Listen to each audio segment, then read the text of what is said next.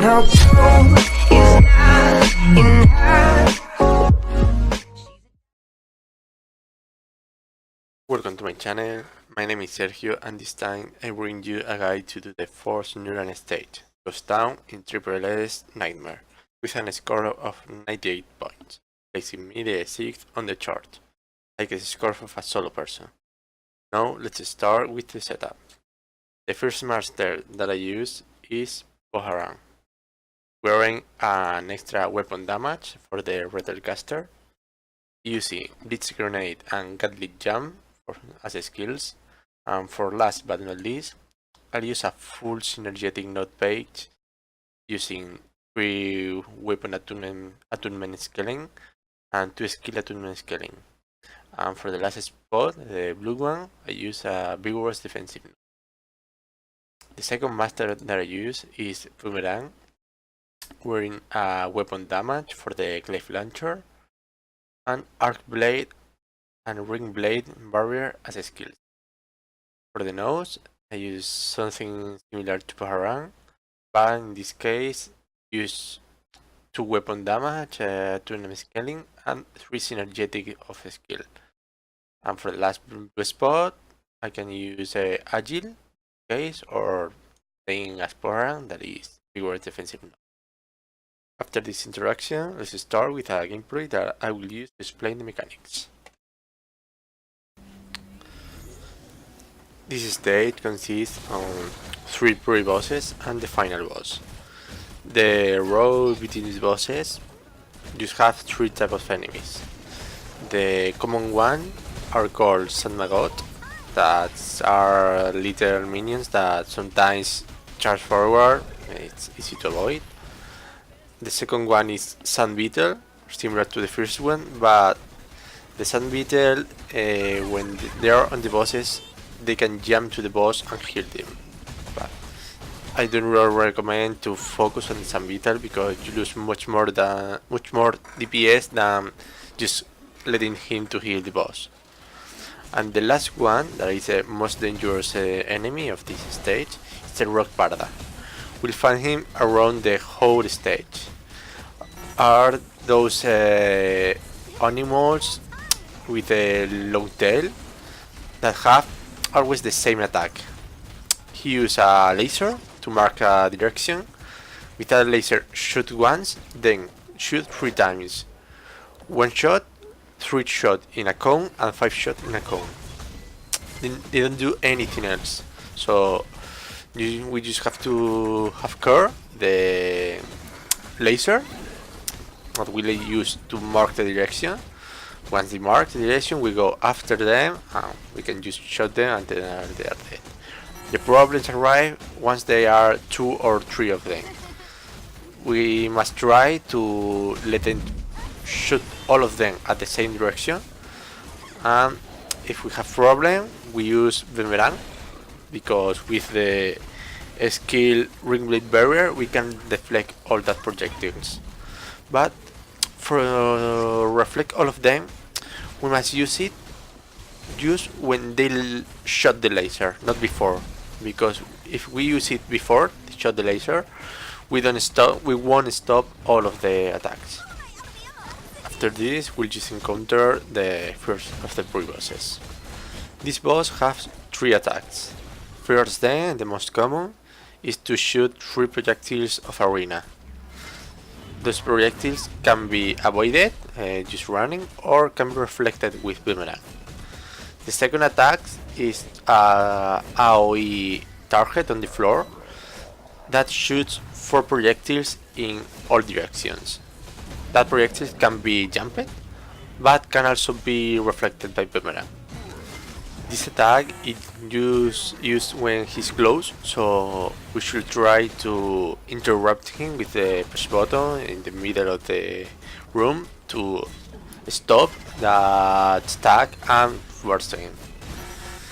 The last of the attacks is once he reaches, I think, the 50% of health, that he jumps to one of the borders of the room and do a huge frontal attack, shooting projectile of arena. This attack is even beneficious for us because if we avoid it fast, we can use the ultimate of Pohoran to burst him down, mostly, or to let him at 10-20% of life. For this, just to comment that during the fight, the boss will summon different sand maggots that will mainly block all projectiles to the boss, and sometimes he will invoke different rock pardas. I think no more than two, in fact. I do not recommend to focus the minion, just attacking the boss, and when the boss is down, it's time to clear the room.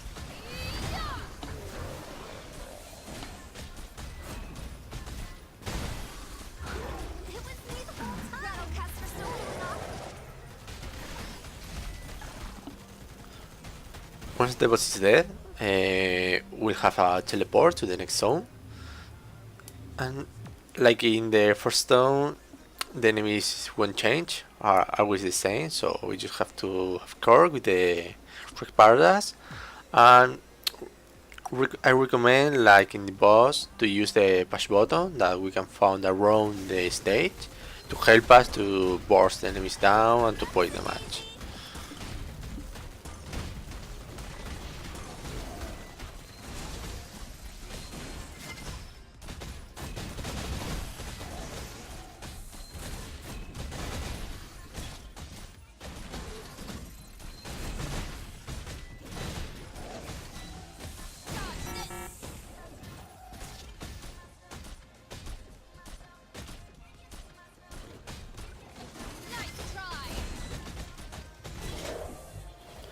Now we'll encounter the second pre-boss, who has 5 attacks.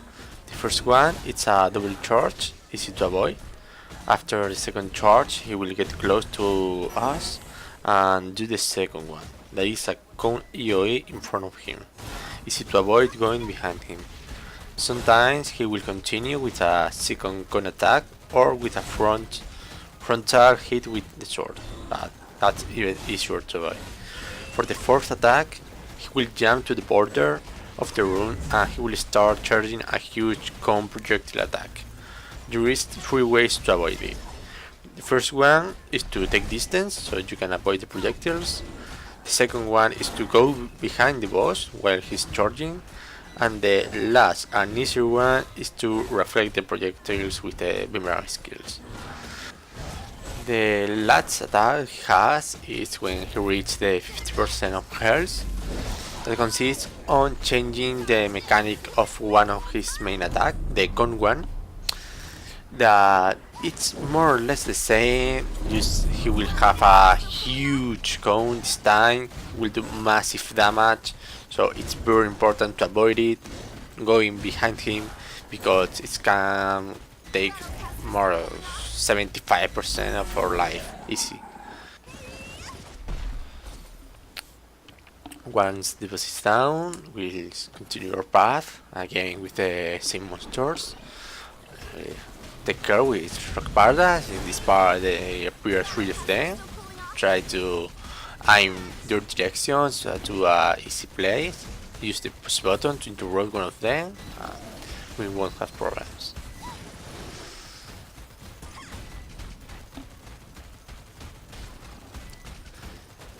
Immediately after we kill these 3 pardas, we'll encounter the last and third pre-boss.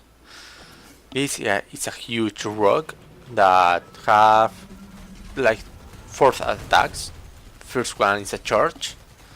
The second one is a easy jump that he will create an EOE around him. We just have a lot of time to avoid it. And the third attack it's more or less a jump like the second one, but a bit smaller.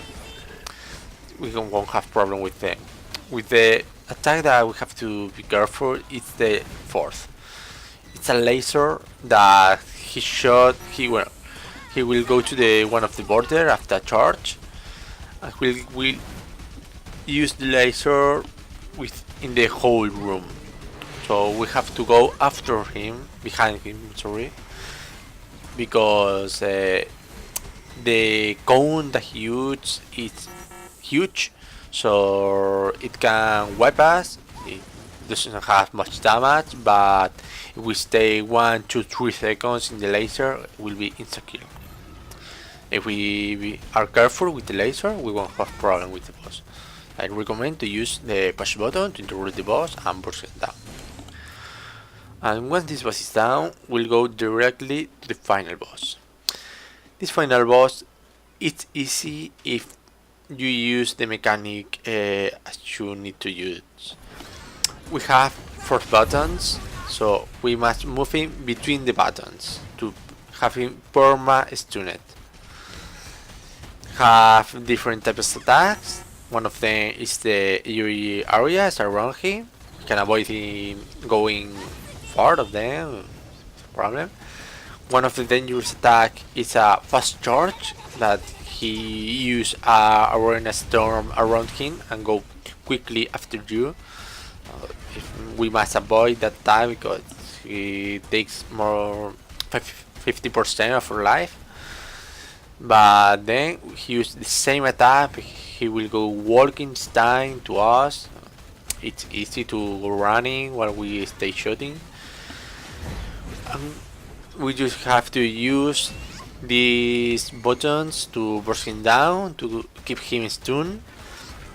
And once he reaches more or less the 25% of life, he will go to the center of the room. And this last phase won't change. So he will stay in the room in the center until he's dead. Sorry. This part he will keep creating AoE areas around him. A lot of some maggots will start appearing. So we just have to go around him in clock direction or reverse. Keep shooting him, don't stop shooting him because this is just damage. He won't stop doing that attack, so we must kill him as soon as possible. We go around the room, we should push button to interrupt some maggots. Not because they are going to kill us, mainly because they are going to be between you and the boss, so they will block projectiles, you will do less damage to the boss. You must end this phase as soon as possible. I recommend to use the Pohar ultimate because if some maggots go between you and the boss with the ultimate, you have penetrations of you can hit the boss anyway. I hope this video was useful for you, so please like and subscribe to support the channel and see you in the next video.